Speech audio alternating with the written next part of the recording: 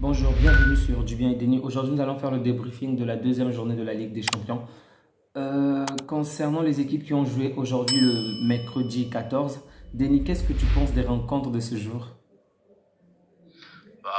Pour moi, déjà bonsoir tout le monde, j'espère que vous allez bien. Et je me dis que les matchs d'aujourd'hui nous ont quand même réservé des surprises.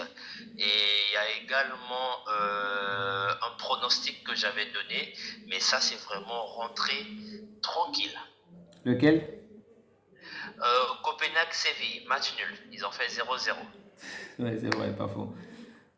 C'est d'ailleurs le seul match où il n'y a pas eu de but. Le reste des matchs, il y a au moins eu un but. Donc, on va commencer par la grande équipe française, le Paris Saint-Germain. Donc, on s'est imposé 3 buts à 1. Qu'est-ce que tu penses du score du match? Généralement, le Paris Saint-Germain joue très mal comment dirais-je, joue très mal au niveau du stade adverse. D'ailleurs, au cours des 7 derniers matchs du PSG, on les a tous soit perdus, soit au cours des 5 derniers matchs, excusez-moi, on a eu 2 défaites et 3 matchs nuls. Donc, généralement, lorsqu'on est dans le stade adverse, c'est vraiment de la merde. Et aujourd'hui encore, on s'est rendu compte des travers de cette équipe de l'année passée, donc, où les joueurs ne pressent pas, les joueurs n'attaquent vraiment pas. Il y a un manque d'envie, manque de détermination. À la moindre balle, on a l'impression qu'il n'y a que les milieux qui peuvent faire quelque chose ou les défenseurs. Sinon, les principaux attaquants ne servent vraiment à rien. Lorsqu'il s'agit de défendre, bien sûr. Et on se rend compte que il suffit que l'adversaire mette un peu une petite profondeur, une balle en l'air pour que Marco Verratti reste en arrière ou encore que Marquinhos, étant donné qu'il est tellement en avant avec le jeu ce jeu de 3 derrière, il est tellement en avant que finalement l'adversaire se retrouve dans son dos avec la balle. Heureusement qu'il y a eu pas mal de hors-jeu, sinon l'équipe adverse aurait pu marquer au moins 2 buts. Donc c'est quand même triste parce qu'au début de cette année, on a vraiment vu la différence avec Galtier, la manière dont tout le monde était impliqué, tout le monde jouait dans le cadre d'un seul objectif, le même but, tout le monde voulait la victoire et ça nous rassurait. Mais pendant ce match, on a vraiment été débité, surtout en première période. Vraiment, il n'y avait aucun intérêt du jeu. On avait l'impression qu'ils étaient là juste parce que il fallait être là en tout cas. C'est vrai que le stade aussi n'était pas le stade n'est pas de bonne qualité. Ils ont pas arrêté de se plaindre pour cela, mais l'envie, on ne l'a pas vu. Il y a vraiment eu énormément de ratés de la part des joueurs de Paris. Neymar, par exemple, qui essaie de faire des dribbles, tellement de dribbles, alors qu'il pouvait continuer avec le même style que pendant les matchs précédents. Une seule touche et on avance. Messi, qui n'arrêtait pas de perdre la balle. Bon, on peut dire que c'est le stade qui est mauvais. Ou encore Mbappé, qui était vraiment maladroit. La première période était vraiment nulle. Vraiment, on aurait mis ma grand-mère à leur place. Elle aurait vraiment fait de meilleures prestations, une meilleure performance par rapport aux 3 réussis, aux 3 réunis. Non, mais sérieusement, ils m'ont vraiment déçu. J'étais tellement en colère. Quant à Mokele, sérieux, je criais, mettez Hakimi, mettez Hakimi. Il m'a tellement déçu lui aussi. Je dis, je ne comprends pas ces joueurs-là. Lorsque tu n'es pas titulaire et que dans ce genre de match où on te met, il faut vraiment faire la différence. Il faut se donner, je ne sais pas, à 2000%. Si Marco Verratti se donne à 10%, toi tu dois te donner au moins à 1000. Toujours faire plus pour prouver à cette équipe qu'il y a de l'intérêt à te mettre et non à garder le titulaire. Mais on a vu de quelle manière il a vraiment été, on va dire, inoffensif. Il n'a pas servi à grand-chose, à l'exception du but donc, dans la passe qu'il avait servi à Messi et Messi a servi à Mbappé pour le second but. Excepté cette action, j'ai vraiment trouvé absent dans ce jeu. Donc, c'était vraiment nul. Un moment, Messi, Maintenant, vas-y. tu, Oui, dis-moi un peu. Cette fois-ci, c'est moi qui vais te poser des questions. vas-y. Alors, dis-moi, est-ce que pour toi, Mhm. en toute franchise, est-ce que pour toi, Mukiele a le niveau pour jouer au PSG? Sérieusement, non. Ok. S'il faut jouer, qu'il soit... Est-ce que, Vas-y. est-ce que aujourd'hui, le milieu de terrain Verratti-Vitinha t'a rassuré? Non, ils ne m'ont pas rassuré parce que d'un côté, je ne peux même pas les en vouloir de base. Tu sais pourquoi? Ils ont quand même attaqué. Mais on a senti vraiment qu'aujourd'hui, tout le monde, hein, vraiment, ils étaient tous paumés. On aurait dit que ils avaient vraiment pas envie de jouer. Tu comprends? C'est comme si, comme je dis au début, c'est comme si on les a forcés d'être là. Donc, lorsque les attaquants ne pressent pas ou que à la moindre action, il ne faut absolument rien, au final, tu vas finir par te lasser. Donc, eux, aujourd'hui, je ne peux même pas les en vouloir. Moi, aujourd'hui, j'en veux principalement à Neymar, Messi et Mbappé. Ok. Maintenant, comment est-ce que tu as trouvé la prestation de Tête de Noisette? Mbappé, Il était vraiment maladroit. Heureusement qu'en seconde période, le talent individuel de chacun fait la différence. Mais sinon, ils ont tellement été maladroits aujourd'hui.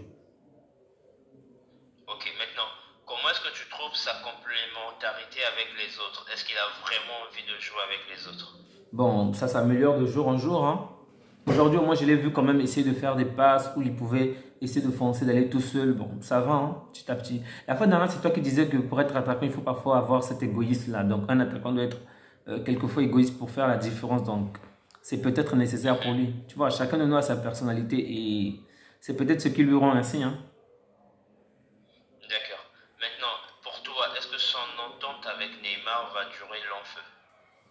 Bon, ils sont des grands professionnels, sérieusement. Ils ne seront peut-être pas de bons amis hors du terrain, mais dans le terrain, ils feront le nécessaire, ils feront le taf. Ils vont vous faire croire que peut-être que ce sont des poteaux, se faire peut-être même des passes ou se libérer de temps en temps, mais en dehors du terrain, je me dis non. D'accord. Maintenant, est-ce que pour toi, ce PSG-là t'a rassuré si, par exemple, c'était face à une grande équipe, plus que le Maccabi? Ok, Est-ce qu'ils auraient gagné ce match? donc, bon, je vais vraiment pas aller dans ces conditions-là parce que je me dis que c'est aussi la physiologie du match, tu vois. Il y a souvent ces petites équipes-là qui nous font pécher. Donc, tu te dis que, bon, l'équipe ne sert à rien, je me donne pas au fond et bam, c'est elle qui t'écrase. Tu comprends ce que je veux dire? Je me dis, si en face de cette équipe, il y avait peut-être le Barça, Bayern ou le Real, c'est sûr et certain que la motivation des joueurs aurait été autre.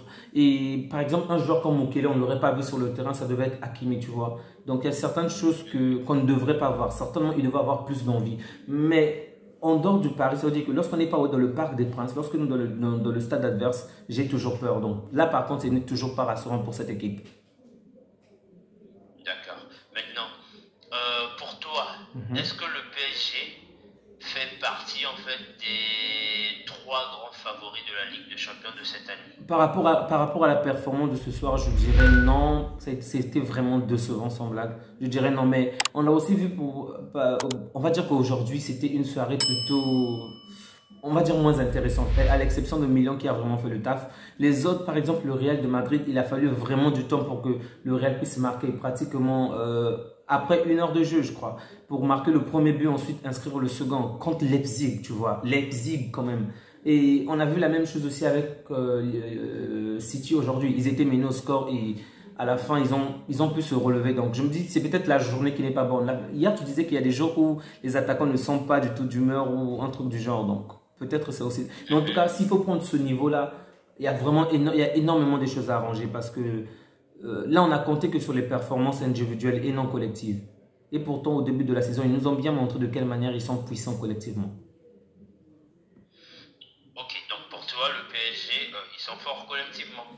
Collectivement, le PSG est fort, mais disons que collectivement, ils sont forts, mais individuellement, ils se débrouillent pas mal. Le problème, c'est que lors de certains matchs où on s'attend à ce qu'ils puissent jouer collectivement pour qu'on puisse atteindre ces buts, donc les buts dont on s'est fixé, malheureusement, ils ne sont pas là, ils ne veulent pas défendre. Et ces individualités, maintenant, deviennent plutôt des défauts au lieu d'être des avantages.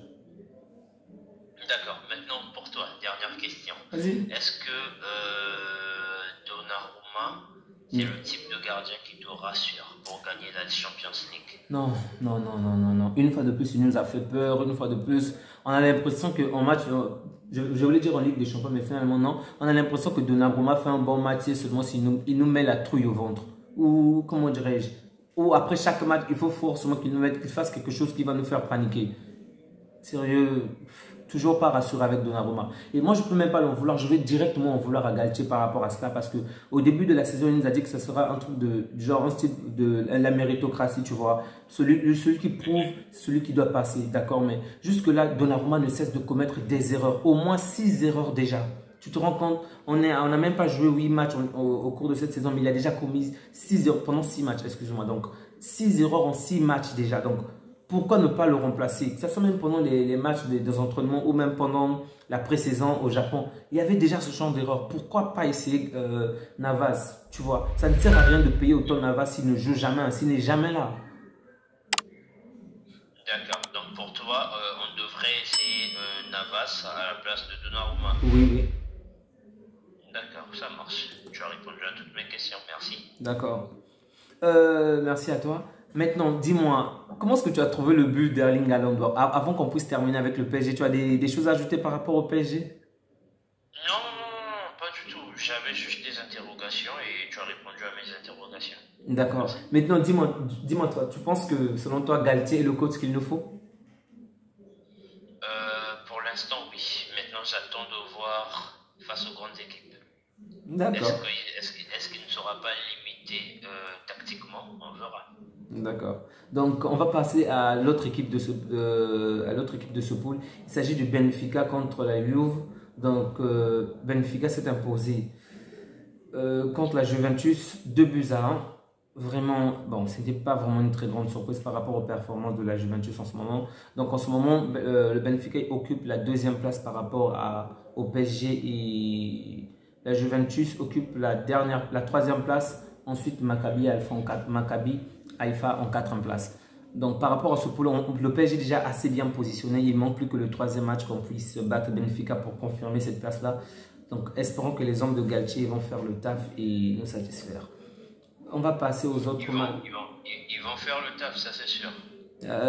Justement, donc, en tout cas, j'espère parce que c'est lorsqu'on s'attend le moins qu'on est souvent déçu. D'accord. Donc, comme on l'a déjà parlé au début, Séville, un match nul avec Copenhague, merci. Ensuite, on a Manchester City, Dortmund. Waouh! Je m'attendais vraiment pas à voir Dortmund mener au score, sans blague, vraiment pas. Bah, tout comme les joueurs de City eux-mêmes. Qu'est-ce que tu penses de ce match de nul? Bah, déjà, premièrement, Dortmund est venu pour mettre le bus. En tout cas, ce qui les intéressait, c'était simplement le match nul.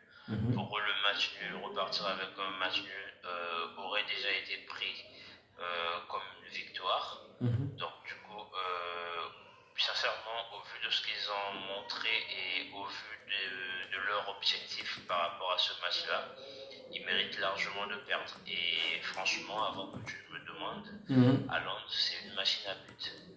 Ouais. Vraiment, son but était magnifique. La manière dont il a sauté, c'était vraiment pas simple. Une fois de plus, ça nous prouve qu'il n'est pas créateur, hein, mais il sait quand même faire la différence dans les dernières lignes. Non, mais c'est Sincèrement, lui, il s'en fout de la création. c'est clair. Il marque son but. C'est clair. C'est bon. Maintenant, dis-moi, qu'est-ce que tu penses de ce que le débat que Thierry Henry avait relevé entre Haaland et Mbappé par rapport à la création? Moi, je préfère Haaland. Vous pouvez dire ce que vous voulez, moi, je préfère Haaland. Non, non, ça, là, je comprends en tant que Marseillais, tu raisonnes ainsi, mais disons que là, tu compares deux joueurs. Quel est lequel des deux est le plus complet? Regarde, je veux juste te poser une question. Ok. Entre Cristiano Ronaldo et Messi, lequel des deux est le plus complet? Messi? Bah, pourtant, il y a des gens qui préfèrent Ronaldo.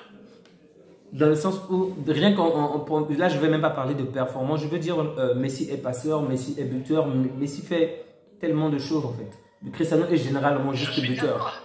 Je suis d'accord avec toi, mais tu es bien d'accord également qu'il y a des gens qui préfèrent Ronaldo à Messi.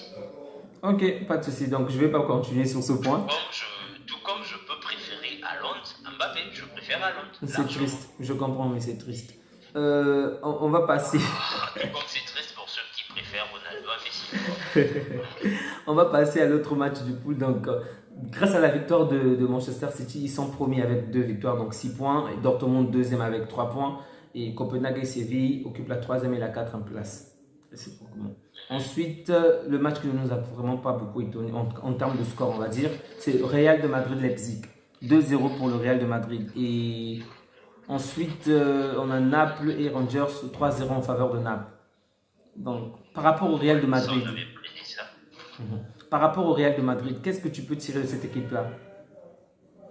Bah, sincèrement, tirer du Real de Madrid. Un résumé par rapport à ça.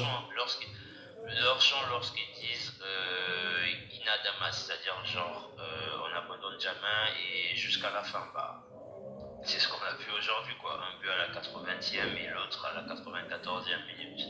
Mais sinon, pendant tout le match, Leipzig a quand même pu résister aux assauts. Et eux également, de leur côté, ils ont eu des opportunités de pouvoir mener au score, sauf qu'ils n'ont pas pu concrétiser leur occasion. Et c'est vrai qu'en face, il y a quand même un très grand Thibaut Courtois, ça faut le souligner. gagner comparé à d'autres qui ont un gardien en plastique.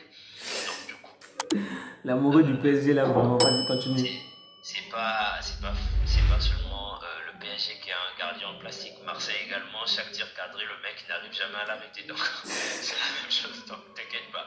Sur ce point-là, au moins, on est égaux, tu vois. Donc t'inquiète pas. Donc, pour en revenir au Real, le Real a fait du Real de Madrid, c'est-à-dire que pas besoin de la possession à outrance. Le but, c'est de faire mal à l'adversaire et de gagner le match. Ce qu'ils ont parfaitement fait et c'est ce qu'ils font depuis des années. C'est ce qui leur permet aujourd'hui d'avoir plus de Ligue de Champions par rapport aux autres. Eux, ils s'en foutent. Et la possession, si vous voulez, du moment où, à la fin du match, que l'on puisse dire que le Real Madrid a gagné, ça les arrange. En tout cas, un très bon match de Valverde, une fois de plus. Ce joueur ne cesse d'étonner. Donc, je me demande s'il sera là la saison prochaine parce qu'apparemment, il y a des rumeurs de vente en faveur de Manchester United, soi-disant qu'ils sont intéressés par lui, son profil. J'espère que le Real pourra le prendre. En tout cas, le Barcelonais que je suis souhaite que le Real puisse le perdre, mais en tant que fan de football, je préfère qu'il le garde parce que c'est quand même un joueur, un bijou pour le Real. Maintenant, dis-moi. Comme tu l'as déjà si bien souligné que le RB Leipzig a quand même eu pas mal d'actions, mais ils n'ont pas su faire la différence. Donc, si en face, il y avait quand même une grande équipe, une grande écurie où les joueurs font facilement la différence, c'est certain que le Real aussi pouvait s'incliner aujourd'hui. Tu vois, en fait, la différence avec le Real Madrid, c'est quoi? J'ai l'impression que cette équipe-là joue non pas par rapport à leur niveau à eux, mais par rapport au niveau de l'adversaire. Si tu remarques bien les matchs où ils jouent contre des équipes beaucoup plus faibles, tu as l'impression que les gars redescendent au niveau de l'équipe adverse, genre juste pour mater l'équipe adverse avec le niveau de cette équipe-là. Et lorsque l'adversité en fait devient de plus en plus dure ou difficile, là également, eux, de leur côté, ils rehaussent en fait leur niveau de compétition et leur niveau de compétitivité. Donc du coup tu te dis, attends, mais les mecs, le match dernier contre par exemple Almeria ou peu importe l'équipe, ils étaient faibles. Là ils ont joué mieux et la fois d'après encore mieux. Donc tu te dis, est-ce que c'est pas par rapport à l'équipe qui est en face? Mais sincèrement le Real, tu peux pas savoir quel est vraiment leur niveau. Mais ce qui est sûr, ils élèvent leur niveau en fonction de l'adversaire. D'accord. Donc pour toi, le Real, même cette année-ci, était on va dire, un concurrent vraiment, un adversaire à craindre par rapport à cette finale de la Ligue des Champions. Le Real est toujours à craindre, frère. Toujours. Donc pour toi, les top 3, le top 3 des trois clubs que tu vois remporter cette Ligue des Champions. Barcelone, Real Madrid, Manchester City. Barcelone, après Oui. le coup Oui. de fouet qu'on a reçu hier. Ouais. D'accord. Pas Bayern. Pourquoi pas Barcelone, Bayern? pas le Bayern. Pourquoi? Ils ont été malmenés hier par le Barça, frère. En première mi-temps, ils n'ont rien vu. On pouvait mener 4-0, voire 5 facilement. Et je me dis que face à des équipes telles que Manchester City, Real Madrid ou Barcelone de nouveau, ça ne passera pas. Et le match de retour nous dira la vérité, t'inquiète. D'accord, si tu le dis. Même si ce sont les buts qui font la différence, malgré la domination que nous avons eue sur cette équipe. Donc, grâce à cette victoire, donc le Real est premier, Shakhtar est deuxième, Celtic est troisième et Leipzig quatrième. Donc, c'est vraiment un groupe, on va dire, l'un des groupes les plus simples, les plus aisés pour le Real. Donc, facilement le Real va sortir de ce pool son. Il n'y a pas vraiment à s'inquiéter par rapport à cela. Ce qui pourrait vraiment être un piège pour eux, c'est dans la mesure où c'est comme si leur niveau pourrait baisser en jouant contre ces adversaires. C'est vrai que le Real gagne, le Real sait s'adapter, mais ça pourrait être aussi un piège pour eux parce que lorsque les équipes rivales vont vraiment se frotter avec des écuries plus fortes, elles vont forcément se renforcer, elles auront une autre mentalité, un autre style, vous comprenez? Donc le Real, bon, il y a des anciens qui sont déjà habitués à la Ligue des Champions, c'est vrai, mais ça peut être un piège de la mesure où ils vont peut-être s'adapter au niveau de ces trois autres clubs et vraiment se casser les dents en huitième de finale contre une écurie bavaroise ou parisienne. Parisienne, tu as dit? Oui, oui. On passe au groupe E. On passe au groupe E. Donc, le Milan a une fois de plus qui s'est imposé 3-1 contre Dynamo Zagreb. Donc, qui fait de lui maintenant Milan AC en première place, le Dynamo en seconde place. Salzbourg en 3e place et Chelsea en 4e place. Une grande déception de Chelsea parce qu'ils étaient vraiment en train de mener leur match. Malheureusement, ils n'ont pas su conserver le score et ils se sont inclinés.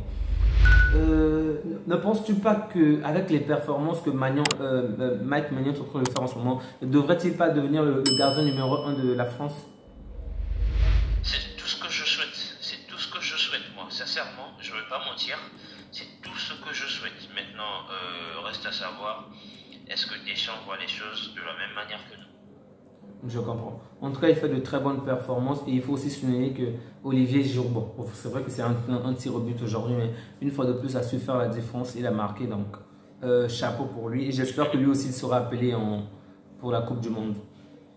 Donc, oui, on l'espère tous, oui.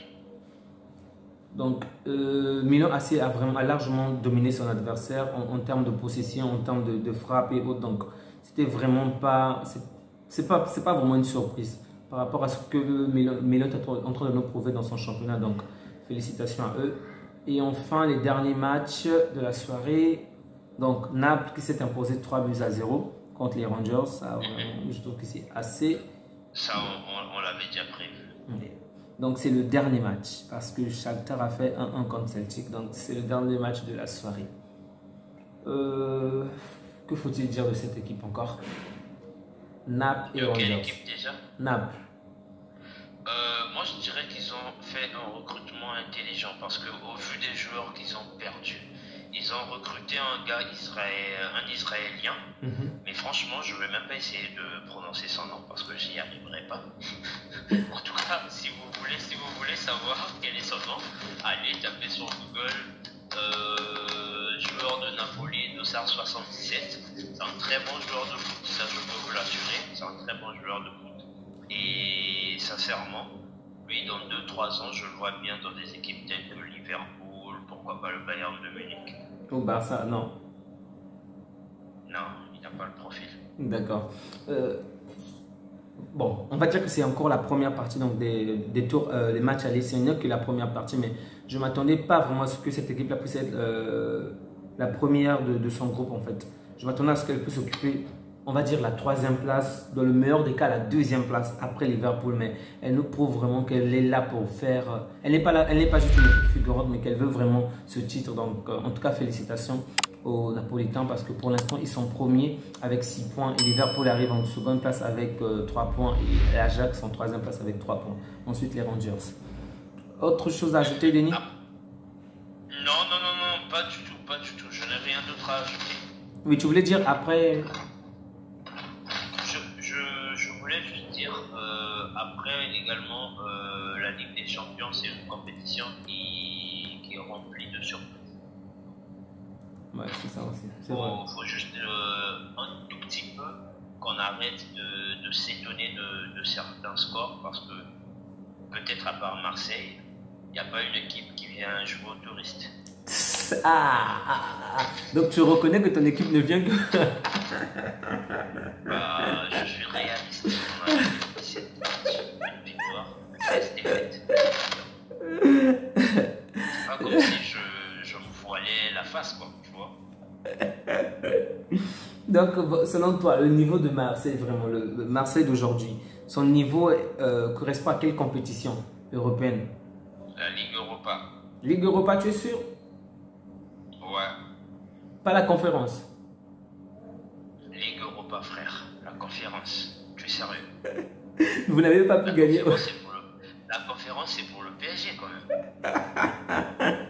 Tu ne crois pas à ce mensonge, même toi-même. D'accord, donc en tout cas, merci à vous d'avoir pris le temps de visualiser cette vidéo. Merci pour le soutien que vous nous portez. Vraiment, faites-nous part de vos avis, faites-nous part de ce que vous pensez, de ce que l'on fait. N'hésitez surtout pas, n'oubliez surtout pas à vous abonner, à liker et à partager la vidéo. Ça nous permet d'être mieux, d'avoir une visibilité un peu plus large et de pouvoir toucher un peu plus de personnes. Vraiment, merci. Je vous souhaite une agréable soirée et prenez bien soin de vous. Au revoir. Au revoir à vous et bonne soirée.